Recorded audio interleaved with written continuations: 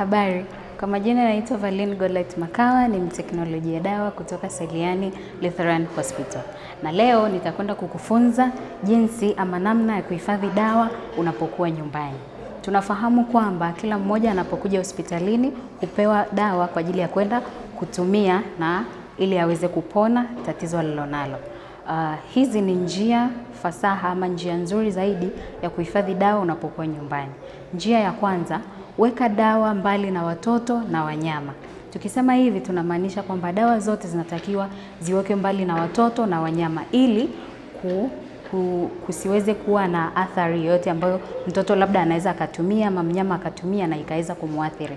Tunashauri uweke sehemu ya juu ambapo mnyama ama mtoto hawezi kufikia, ama ndani ya kontena ambalo linakuwa limefungwa ambapo mnyama ama mtoto hawezi kufungua wala kufikia.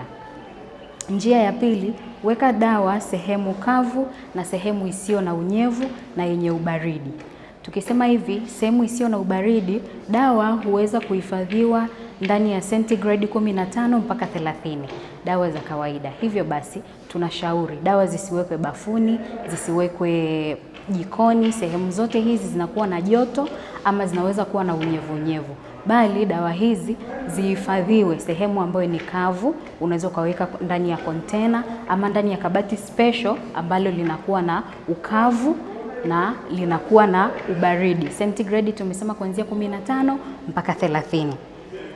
Njia nyingine ya kuhifadhi dawa ni wewe mwenyewe kukagua dawa mara kwa mara ili kuangalia expire date ama muda ambao dawa huisha kazi yake. Hii husaidia wewe kuwa na uelewa zaidi wa dawa, kwamba unapopewa dawa fulani unajua unatakiwa utumie ndani ya muda fulani. Ikiwa ile dawa imekaribia kufikia muda wa kuharibika na haujamaliza, unaruhusiwa kwenda katika kituo cha dawa, na wanaweza kwenda kwenye kituo cha afya chochote kilichoko karibu nawe ama duka la dawa ulipokuwa umechukulia dawa hiyo, na wanaweza wakakubadilishia. Njia nyingine ni dawa zinazohitajika kuhifadhiwa katika jokofu. Dawa hizi ni kama insulin, dawa za sukari ambazo zinahitaji ubaridi, ama dawa za macho zinahitaji ubaridi zaidi ya sentigredi 30. Kwa hivyo wewe kama mtumiaji wa dawa hizi unahitaji kuwa na jokofu, ama kama huna jokofu nyumbani kwako unaweza ukapeleka dukani kwenye maduka kwa kuhifadhia kwenye jokofu, ama tunaweza kutumia ile njia ya zamani, wanasema unachukua chungu unakitia maji ya baridi unaweka sakafuni. Ubaridi ulioko sakafuni unaweza kustahimilisha ile dawa kuweza kukaa kwa kipindi utakachoweza kutumia.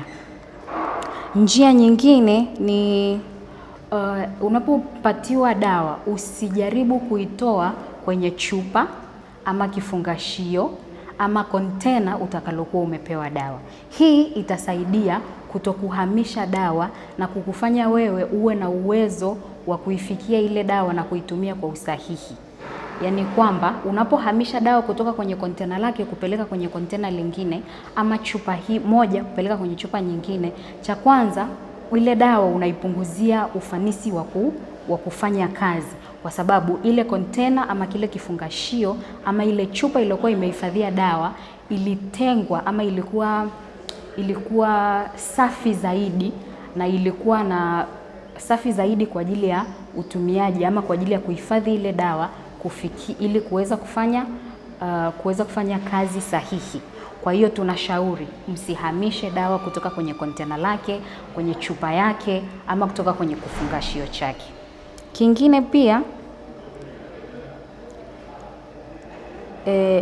pia tunashauri unapopewa dawa kutoka kwenye kituo chochote cha dawa ama kutoka kwenye duka la dawa, fuata maelekezo kama ulivyoambiwa. Kama umeambiwa dawa hii ni ya kuweka kwenye jokofu, hakikisha unahifadhi kwenye jokofu. Ukiambiwa dawa hii ni ya kuweka labda sehemu kavu ama sehemu nyingine yoyote, ufanye hivyo. Hii itakusaidia wewe kupata matokeo halisi na kupona kwa haraka.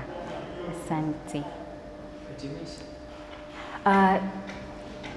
Nashukuru wote kwa kutusikiliza. Unaweza kusubscribe kwenye channel yetu ya Selian Lutheran Hospital iliyoko YouTube, na pia karibuni hospitalini kwetu Seliani Lutheran Hospital inayopatikana Ngaramtoni. Afya yako ni jukumu letu. Asante.